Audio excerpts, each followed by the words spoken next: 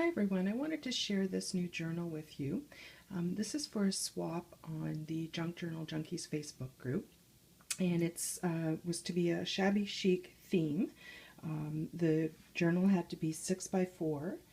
It had to have a minimum of 30 pages. There had to be a charm on the side, and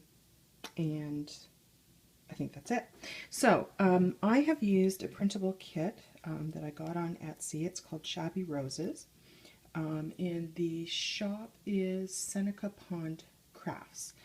I've used that as well as tea-dyed paper, some lined paper printable from Ephemeris Vintage Garden, just some general lined paper that I had, some music paper from some of my music books that I've tea-dyed, and I can't remember if I said some Marion Smith paper and some of her printables as well. So this is the charm that I have put on the side. I just used a Tim Holtz, I don't know what those are even called, those. I'm going to call it a charm holder, and just one of his swivel clasps. And on it I have added this heart charm, a couple of bead dangle charms that I've made, a pink one, this pearl one, a couple of green ones here. I've got this graphic 45 key, as well as this clear dangle that I've just added some lace and some seam binding to. So the cover, I have added this book plate, and I've added just a little bit of the paper in the center, and one of the, I don't know if you can read that, the Dream. It's a rub-on from one of the Tim Holtz rub-on kits. The book is 4 by 6, and it is actually a book cover that I've gutted and used, and I have painted it this turquoise color and then added some crackle medium and painted over that with some, I think it's called vintage white or antique white paint. And then just the closure, I've used some eyelets here and just added some seam binding. I may do something with the ends of the seam binding. I haven't quite decided that. It's actually very chunky. You can see when you open it, it just kind of wants to fall open, which I love. So I hope my partner likes that as well. So inside, I've really not done anything at this point to the front cover. I'm not, or the back cover actually. I've just kind of left them both blank. And I'm not sure what I'm going to do. I don't know if I'm going to add something or just leave it for my partner. So I'm still kind of thinking about that. I've sewed it in. I have not sewn through the actual spine of the book. I sewed the signatures into a piece of cardboard, and then I've glued that with my E6000 right into the spine, and it holds amazingly well. So you can see on the side here I've got a variety of tabs and just some lace and some seam binding just to add a bit of interest. So I'll just quickly do a flip here. So this is paper from the kit, and I backed that with the Ephemeris Vintage Garden printable lined paper, and just added a little bit of stamping throughout. This is just a Michael's bag, and it's got one of the tags from the kit, a little bit of corner punching here. This is from the kit, and I've just left it open as a tuck spot, and that's just a flip. Tuck spot. This is some tracing paper that I've just tea-dyed. This is a Marion Smith printable. It just went amazingly well with this this project. More stamping, a doily, and the doilies, some I've glued down to be tuck spots, others I've just left open, but they're all misted with Glimmer Mist. I don't think you can see it on camera, but they're a little bit sparkly and shiny. So here's that music paper, and I just folded it up into a pocket. I've added a little bit of lace kind of at the bottom here. You can see I really just wanted to add a little bit of interest to the bottom as well as the sides and the top. This is a little pocket from the kit, and I've just added a little bit of leftover paper that I've punched and stamped. And you can see on this, I've added, to a lot of the stamping, I've added some stickles, just kind of go with that shabby chic theme. This is a Prima stamp from the Epiphany collection, and that's just a little tuck spot, and I've added some seam binding and a few fibers at the top. And again, this has some stickles on it. The paper from the collection, a Prima stamp. This is a glassine bag, and that's just an end cut from some of the paper. And I've got a couple of things in here. This is from Tsunami Rose. Those are her library cards. And then this is just a picture from Pinterest that I got. And again, I've added some of those stickles to that. Just a couple of journaling spots there. Belly band here, and I've just made this journaling card. I've used one of my Spellbinders die throughout, and then just some corner punching, and that can be journaled on. I think I'm going to add a flower or something here that's a little bit plain. Center the signature, and I've just added a little journaling card here and added a bit of lace. This is from the collection as well. This is one of the pages that I've just shrunk in size and used as a tuck spot. This is an image from the collection that I've just fussy cut and put over top of that. And then just a couple of tags here, like that. Always wear your invisible crown. So just a couple of more journaling spots there. One of my favorite images. I thought it went well with this, and I've just backed the image with a little bit of pink lace that I had tea-dyed as well. And this is the paper that just some line paper in a book that I had that I wasn't using.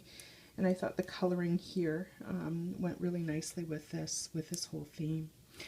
Again, this is a glassine bag, and I've just added some lace as a pocket. This is actually a new tag die that I got. That I've used here, and this is a Tim Holtz for one of his ephemera pack collections. The other side is just some more of the paper from the collection I've just added as a journaling spot. Another one of Tsunami Rose's library cards. Another tag. Isn't that beautiful? This collection is gorgeous. Oh, I need to add some seam binding here or something, but just a plain tag that I've added for journaling there. A couple of other journaling spots here. A tracing paper. It's a glassine bag that I've just added a tag to, and again more lace, a little printable, more of that music paper for the back. This pocket I created, that's the Marion Smith paper, and I've created that with that Spellbinder die again. And then just a couple of cards in here for journaling. And I've tried to leave lots of space for journaling in this, because that's really what this is intended for. But I've tried to add some stamping or something. I don't like to see completely plain pages, and I have a hard time stopping doing things to the pages. So. But I thought, you know, a little bit of corner punching and stamping would kind of dress them up a little bit.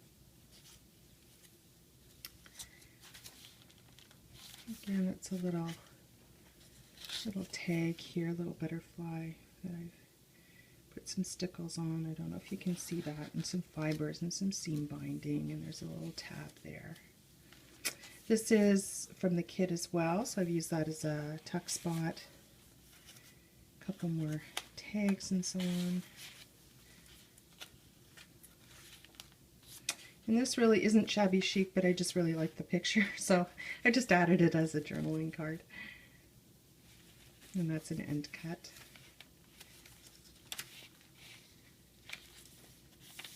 And that's a tuck spot. That's from the collection as well. This is an envelope, so that's the flap of the envelope that I've just flipped over. And that's a tag from the collection, a little bit of lace and a flower and one of the Martha Stewart butterfly cutouts. And inside the envelope I've just got a little bit of, oh no, I guess I've got one of these little journaling cards in it. This is a tuck spot here, and you can see I've put some of that really fine lace and a couple of those Martha Stewart butterflies, and I've added some pearls there for their bodies and a little bit of stickles there as well, just to dress that up. This is a printable from Etsy that I got. Again, it's a tuck spot. This is a vellum pocket. You can see that I've used that Spellbinders die again and again, the Martha Stewart butterfly with his stickles and his pearl body. And the pocket inside is one of the pages from the Marion Smith Cottage Chic collection that I've shrunk down. This is an idea that I saw Rachel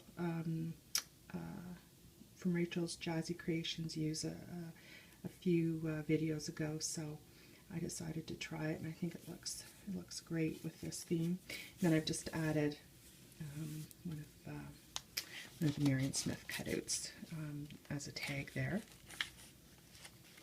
Tag, another glassine bag, and another tuck spot. This is a printable. It's from Shabby Beautiful, and it's just a tuck spot. And a belly band, and that's just some end cut paper that I've put in there. Got some journaling space. And that's a doily that I've left as a tuck spot. Another tag. Is that not gorgeous? I mean, really, this collection is just stunning. There's the cover image again.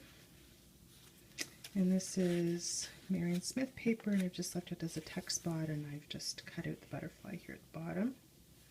And I haven't added tags and so on to all the pages, just because this was really not closing well anyway, so there's lots of room for my partner to add their own things to. Just an image that I thought was really cute that I got online.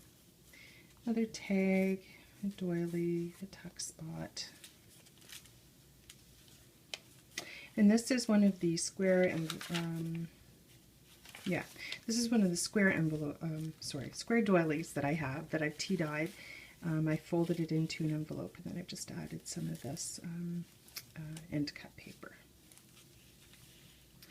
And another glassine bag, some lace, another pocket,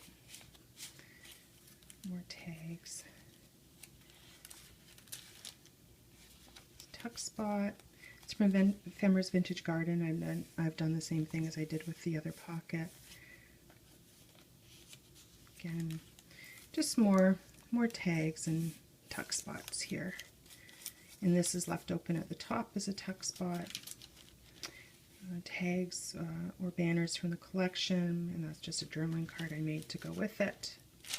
The other part of the glassine bag. And this is left open as a tuck spot. Another bag with a tag in it. A doily tuck. A pocket. Another tuck spot with a tag that has more of that stickles on it. And this is all stickled in here as well. And a flip with the final tag from the end pocket from the collection. Oh, there is another one. It's another tag there. So that's the journal. I hope you like it, and I will see you next time. Thanks for watching.